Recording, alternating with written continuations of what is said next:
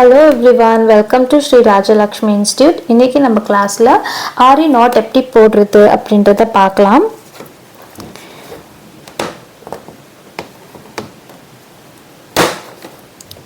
Chain stitch போட்டிருக்கோம்.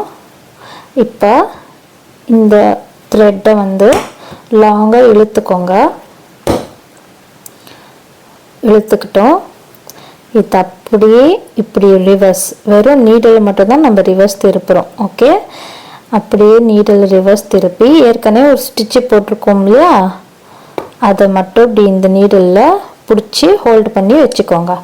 இப்போது இந்த த்ரெட்டை வந்து கீழே அப்படியே இழுத்தோம் அப்படின்னா நாட் விழுந்துடும். இதை எடுத்துட வேண்டியதான், அவ்வளோதான். இவ்வளோதான், வெரி சிம்பிள். ஆரி நாட் இதுதான் ஒரிஜினல் ஆரி நாட். இன்னொரு டைப்பும் இருக்குது, அதையும் நான் காட்டிடுறேன்.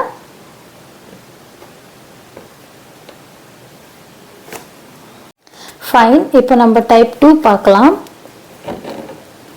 ஃபர்ஸ்ட் ஸ்டிச் போடுறோமா, அதே போலயே இழுத்துருங்க.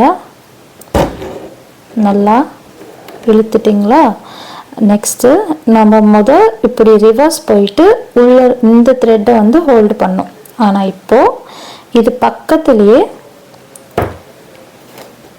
த்ரெட்டு வெளியே எடுத்து இதுக்குள்ளேருந்து மேலே எடுக்கிறோம். எடுத்துட்டு இந்த த்ரெட்டை இப்படி ஹோல்டு பண்ணி இதை கீழே இழுக்கணும். அவ்வளோதான். இப்போயும் நாட் விழுந்துருச்சு. நான் லூப் ரொம்ப பெருசாக இழுத்ததுனால இப்படி தெரியுது. இப்படி உங்களுக்கு லூப் இழுத்து பெருசாக இருக்குது அப்படின்னு தெரிஞ்சால் கீழேருந்து இப்படி பண்ணோம்னாலே த்ரெட் வந்து கீழே இறங்கிடும், நாட் அழகாக விழுந்துடும். இன்னொரு முறை நான் காட்டுறேன். இது ஆக்சுவலி நம்ம எக்ஸ்பிளைன் பண்ணும் போது கன்ஃபியூஸ் ஆகிடும். நல்லா தெளிவாக பார்த்தோம்னா கிளியராக புரியும். ஆக்சுவலாக ஃபர்ஸ்ட் த்ரெட்டை வெளியே இழுக்கிறோம். பக்கத்துலேயே இன்னொரு த்ரெட்டை இதுக்குள்ளேருந்து வெளியே எடுக்கிறோம். எடுத்துட்டு ஃபர்ஸ்ட் இழுத்தோம்ல, அந்த த்ரெட்டை பிடிச்சிட்டு கீழே அப்படியே இழுக்கணும். இழுத்துட்டோம் அப்படின்னா நாட் விழுந்துடும். அவ்வளோதான்.